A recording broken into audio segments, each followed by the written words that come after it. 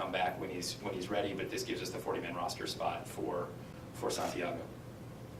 Other updates, we called a meeting today with the coaching staff and with the players. The purpose of this meeting was, had many different aspects to it. First and foremost, it was to make clear to the coaches, make clear to Mickey, and make sure the players understood that the front office, and the entire ownership group has support of Mickey Callaway as our manager. Mickey's our manager now, Mickey's our manager going forward, and we are going to provide the same support we have for him throughout the offseason as we have to this point. We'll continue that effort with full steam ahead. I think from our standpoint, the mission that I outlined when I was hired was pretty clear. I sat in the same chair and made the comments that we want to win, and we want to win now and in the future. We've experienced a start to the season that none of us are happy with, that none of us are content with, but the finger pointing is not going down the chain of command to the players, the coaches. We built this team in the front office. We believe that this team has the ability to contend the same way we said that in the offseason loudly and proudly. The accountability that will ultimately fall on this team, I want to place on my shoulders. I think that I was the one that put the efforts into helping build this roster. I'll be the one, along with the rest of the front office team, that will continue to make improvements with this roster as we go forward, like we have today with the purchase of Hector Santiago's contract. Make no mistake that there is confidence amongst the players. There's confidence amongst the coaches, and we know that we can play better. We haven't played to our expectations, and we are going to challenge ourselves to do so here in the coming days and weeks. But at the end of the day, this is our team. We're proud of it. We believe in it, and we're going to make every effort in our control to improve upon it and try to see if we can't get into this race and capitalize on this mission statement. With that, happy to answer questions. Steve? Brodie, why do you feel that Mickey specifically is the right guy still for this job? Well, I think Mickey has the respect of the players. One of the things that we evaluated over the course of spring training and already through this season is, do the players feel united? Do the players feel connected to the coaching staff? And are they all working in the same direction? And we believe that is the case. We believe that Mickey has a pulse of the clubhouse, and we believe that the support he has around him will be keys to his success.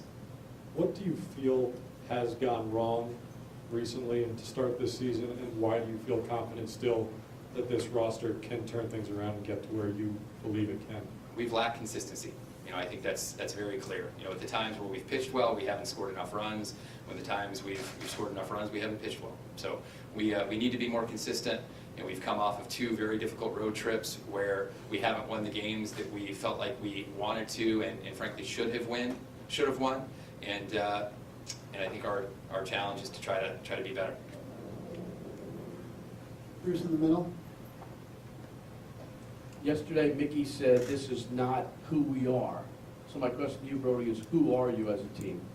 Well, I think the culture that we created from the day I took the job is one that we have optimism and belief of what we can do, not what we cannot do. And while we haven't won as many games as we believe we are capable of, we do believe we can win those games going forward. And there will not be a wavering of the support that I give to that clubhouse and to the coaching staff at this point in time. It's quite the opposite. We'll double down with additional resources and try to find additional solutions to help them succeed. Mike on the far left. Brodie, over here. Just to change the subject for a minute, I'm sure there'll be more questions about Mickey, but Cespedes, how did this accident occur, and are you concerned this could now linger into next season? Hard to predict what the future is. We need to get more information from the doctors. From what the player communicated to us is that he was on his ranch and he had a violent fall. In which he stepped in a hole and twisted and put his leg and foot in a difficult position. And do you have an update on Bordeaux? Michael we saw him earlier today. We're awaiting a couple of tests today for what his activities will be able to be done today and tomorrow, but he's symptom-free for the last 3 days, which is a very good sign. Here in the front. With Cespedes, was that a fall off a horse for Cespedes, and was it left or right or both? It was the right side, it was not a fall off the horse, and it was a non-baseball related activity. And of what significance to you is the non-baseball related activity as far as his contract and potential implications there? Well, we haven't even thought about implications to a contract. Our focus right now is on the player's health and trying to get the right answers of what procedures need to be done, if any, and what the prognosis will be coming out of this. Would it be fair to say, given his rehab was questionable for this year already, that he's not going to play at least in 2019? We've tried not to put a timeline on Cess's rehab from the previous surgeries. He was making progress, as many of you saw down in Miami, but he was still a number of thresholds away before he was going to be able to return to activity. And again, it's hard to speculate what that means for going forward at this point. Ken in the middle. Brodie, you said much of this falls on your shoulder. Do you regret your statements you made over the offseason? Come and get us, and we're the team to beat. I don't have regrets from this offseason. I think that, when I said publicly and privately that I believed that we could create a contending team, I believed that wholeheartedly. I believed it then, and I believe that there is still enough talent in this room to get back in contention this year. And our mission to make sure that this franchise has the opportunity to create sustained winning potential is something that won't change. I think that as we look at our decisions, it's always important for us, at least from my vantage point, is to think about what can we do today to be better tonight and be better tomorrow and as we go forward. And so the decision to stay the course with these players and with this team is what we felt like is in the best interest of the franchise right now. And why, given it's been rough, obviously, a lot of your moves last winter have not so far poor. Why should Mets fans believe that you are the person to guide them? Well, I think that's probably a better question for the Mets fans, but I think that our belief and conviction was rooted in processes and rooted in hard work and rooted in decision-making evaluated by lots of different influences. And we don't question our process, we don't question the people making those judgments, and we think that over the course of time, both our short-term and long-term decisions will prove to be right. Rich in the front. Brodie, even given the losing that's occurred, the post games, it's pretty clear that the players supported Mickey in every way. Did you feel that you had to kind of talk to them to reaffirm that the organization feels the same way? And if so, what was their reaction to it? I wanted to make sure that players and coaches understood why the support from my chair and from the front office chair and from ownership's chair was there. We wanted to communicate it without any ambiguity that this coaching staff has the support of us, and we want the players to recognize the accountability that exists on all parties. They know they haven't performed to their abilities.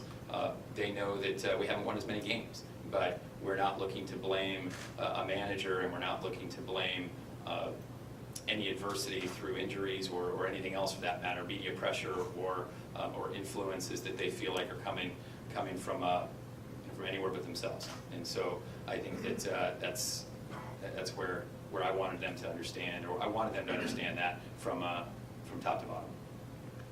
Tyler back left. Brodie, two questions. One on Cespedes. Obviously, it was an accident. However, it was that he sustained it. Are you okay with the manner in which he sustained it? Was he doing something that you would consider reckless, or any specifics on how it happened? I'm not going to get into specifics at this point. Right now, we're just focused on his health. Or your feelings on it, or I'm just focused on his health right now. And as far as the team, Robinson Cano, that was obviously a big part of the big move that you made. What has he shown you that would make you think he's still a smart investment for this year and 4 more years with this team?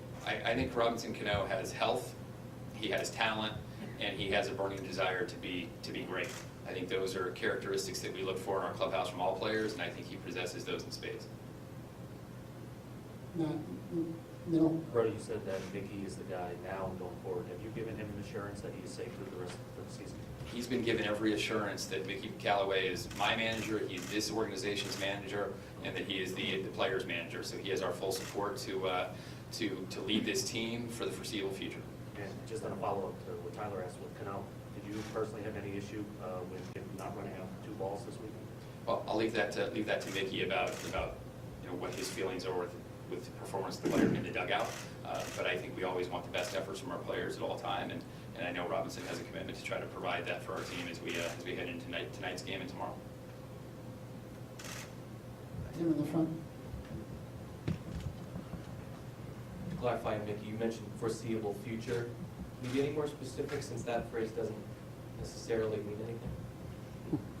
Well, In terms of actual length, you know what I mean?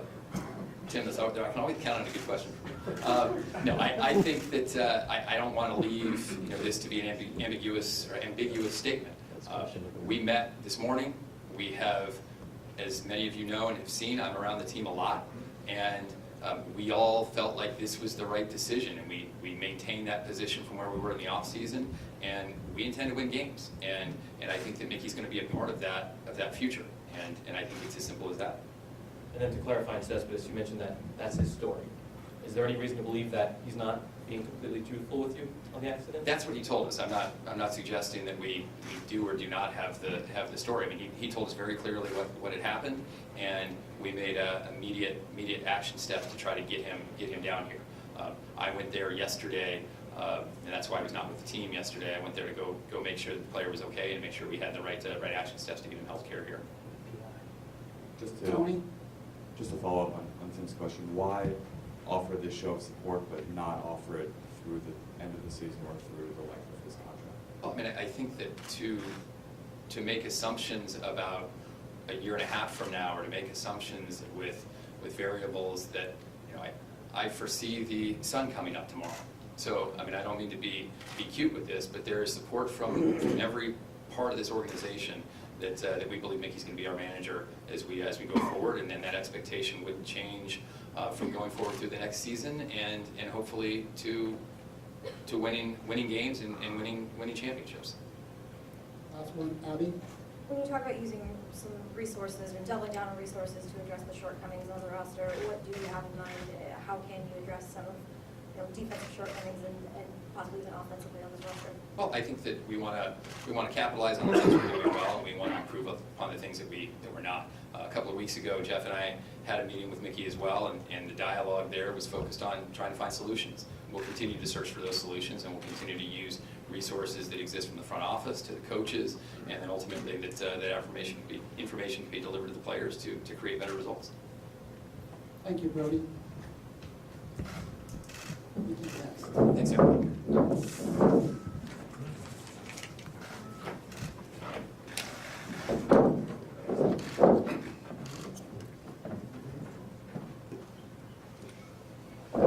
Steve?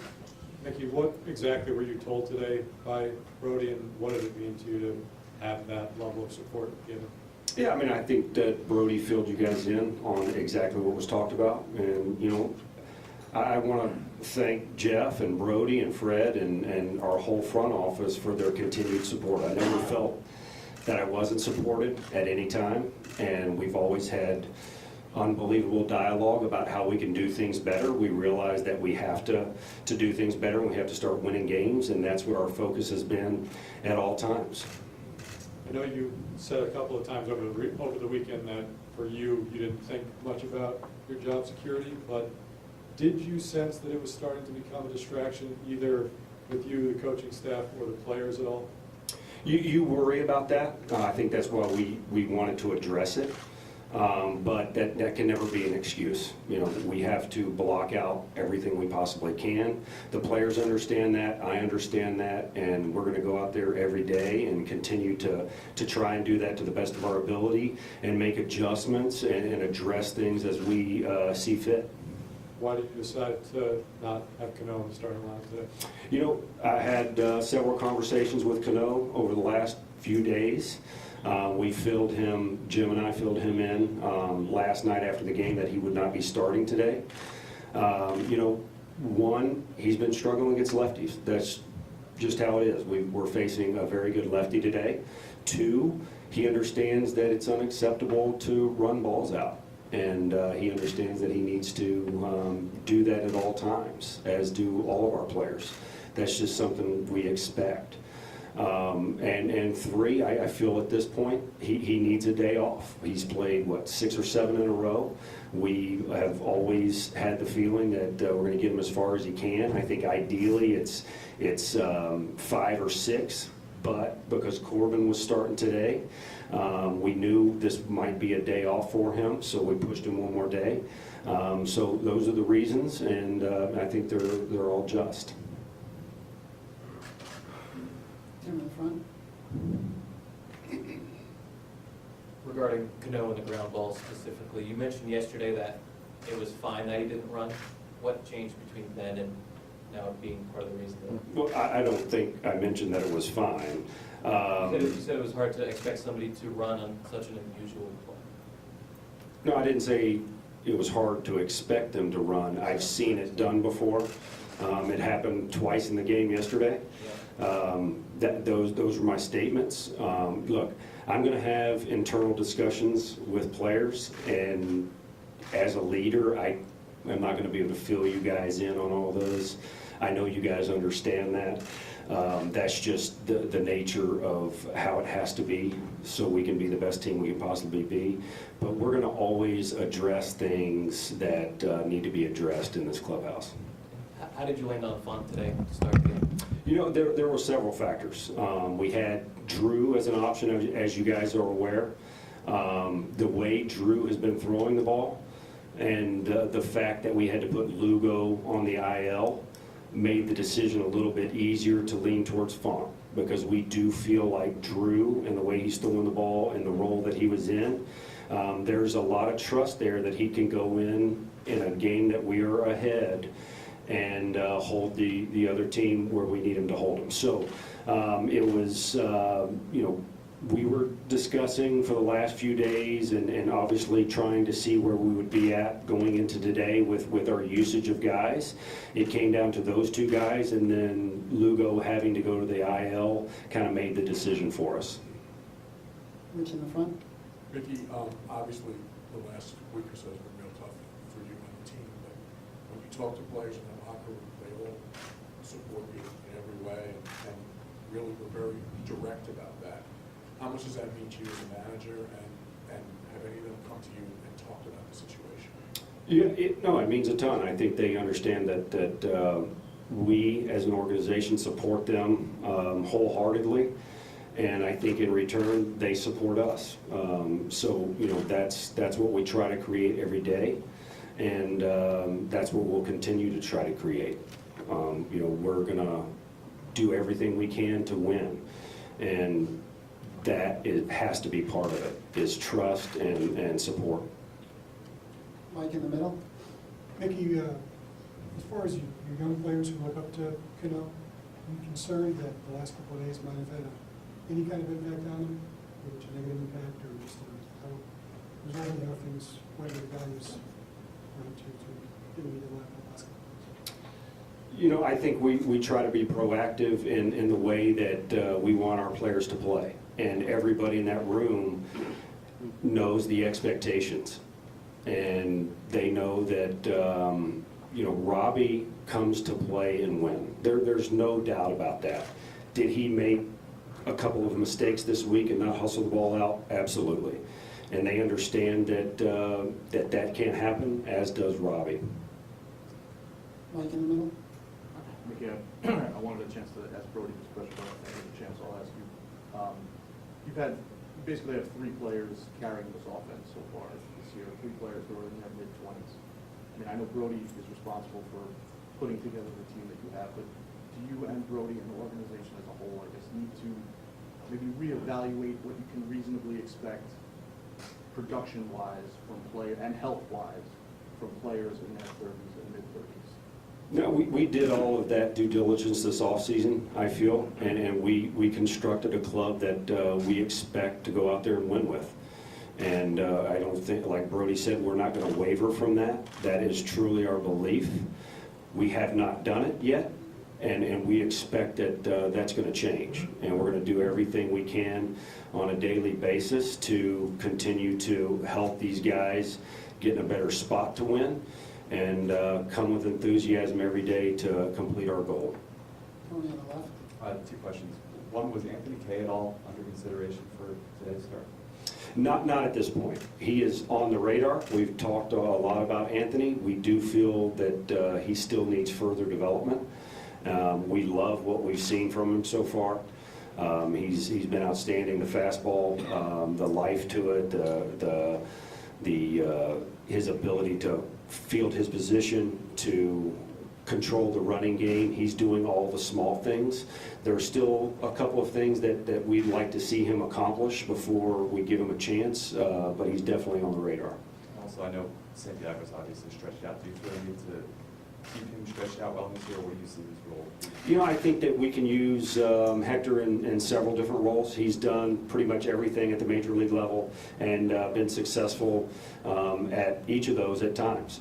So I don't think there's any limitations on how we use him. I don't think there's a need to keep him stretched out. You know, once a guy's stretched out, that usually lasts 2.5 to 3 weeks anyway. So we're going to use him to win as many games as we possibly can while he's here. Who's in the middle? Mickey, are you comfortable with the term foreseeable future? Does that allow you to manage and not look over your shoulder? Yeah, you know, I've never looked over my shoulder one day. I complete the task at hand, and the task today is go and win a game. Tyler in the top left. Are there any things that you can think of from your experience as a player, a coach, manager, that you can lean on now, like to get this team out of this funk? Like an example of a time when it worked, either that you saw or you did yourself? Absolutely. I felt this way 2 or 3 times every year in Cleveland. This is a normal Major League Baseball season. There's ups and downs. There's tons of history that says that our team and any team can climb out of where the hole we've put ourselves in and do something special, and I definitely believe that. You know, as bad as I felt those 2 or 3 times in Cleveland, you look up, and after 5 years, I think we had the best record in the American League. So this is not just our team at this moment in any season. This is a Major League season. It has to be dealt with. We have to climb out of it, and I believe we will. And the key to that, when we did climb out of those, in my experience, has been consistency, hard work, and continuing to try to improve every day. Having open dialogue on how we can continue to get better. And we do that here, we've done that here, and we will continue to do that here.